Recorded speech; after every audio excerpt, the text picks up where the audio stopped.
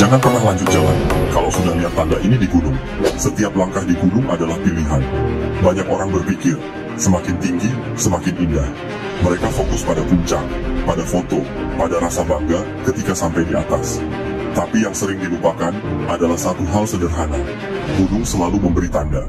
Bukan dengan suara keras, bukan dengan tulisan besar di papan kayu, tapi dengan bahasa yang halus, kadang samar, kadang hampir tak kita sadari. Dan di momen itulah, banyak pendaki salah langkah. Mereka memilih terus maju, padahal tanda jelas sudah ada di depan mata. Ingat, puncak bukanlah segalanya. Pulang dengan selamat jauh lebih berharga. Jadi, kalau tanda itu sudah muncul, jangan pernah lanjut jalan. Tanda dari alam. Alam adalah guru pertama di gunung. Dia selalu memberi kode. Hanya saja banyak dari kita terlalu sibuk mengejar target hingga tak sempat membaca pesan itu. Kabut yang tiba-tiba turun menutup jalur yang tadi jelas terlihat. Dalam hitungan menit, dunia di sekitar berubah putih pekat, seolah-olah jalur hilang di telan awan. Saat itu, terus maju sama saja dengan masuk ke dalam ketidakpastian. Tanah yang retak, batu kecil yang bergulir dari atas, atau ranting yang patah disertai suara samar, itu semua sinyal. Alam sedang bergerak, jalur bisa saja runtuh, tebing bisa saja longsor. Menganggapnya angin lalu berarti kita meremehkan kekuatan yang jauh di atas kendali kita.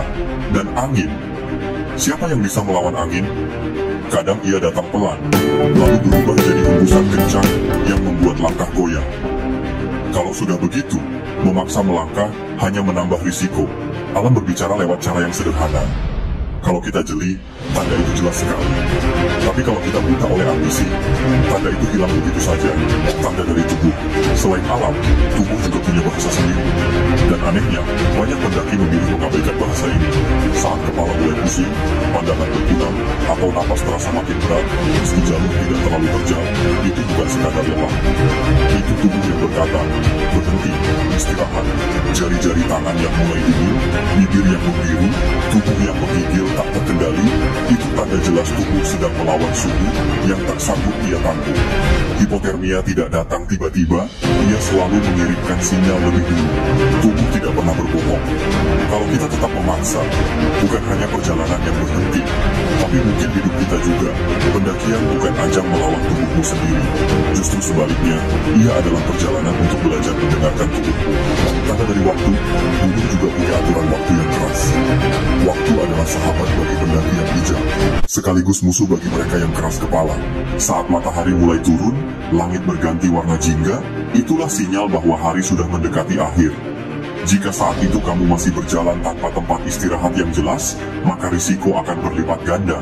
Gelap di gunung bukan hanya soal tidak bisa melihat jalur. Gelap berarti suhu turun drastis. Gelap berarti insting hewan malam mulai aktif. Gelap berarti langkah kecil bisa membawa ke arah yang salah. Petir yang terdengar samar di kejauhan juga bagian dari waktu. Itu peringatan bahwa badai sedang mendekat. Kalau tetap berjalan, kamu bukan hanya melawan jalur, tapi juga melawan cuaca yang tidak bisa diprediksi. Waktu selalu adil. Ia memberi kita cukup cahaya, cukup tenaga, cukup kesempatan untuk sampai di titik aman. Tapi kalau kita terlambat, waktu tak akan menunggu. Dan saat itu terjadi, gununglah yang menentukan akhir perjalananmu. Kesalahan yang sering terjadi. Pertanyaannya, kenapa tanda-tanda ini tetap diabaikan? Jawabannya sederhana, ego. Banyak pendaki berpikir, tinggal sedikit lagi. Atau, sayang kalau berhenti sekarang. Ada juga yang tidak enak pada rombongan. Merasa harus terus ikut meski tubuhnya sudah menolak. Ego membuat orang menutup mata terhadap tanda bahaya. Gengsi membuat orang memaksa langkah yang seharusnya berhenti. Padahal di gunung, ego dan gengsi tidak pernah menolong. Yang menolong hanyalah kebijaksanaan untuk tahu kapan waktunya cukup. Kesalahan lain adalah meremehkan hal kecil. Banyak yang berkata, cuma kabut tipis, cuma pusing sedikit, atau cuma suara gemuruh kecil. Padahal kata cuma itulah yang sering jadi awal tragedi besar. Gunung tidak pernah butuh kita. Justru kita yang butuh gunung untuk belajar rendah hati. Dan salah satu pelajaran terpenting adalah tahu kapan harus berhenti. Pendakian bukan tentang cepat sampai, bukan juga tentang seberapa kuat menahan lelah.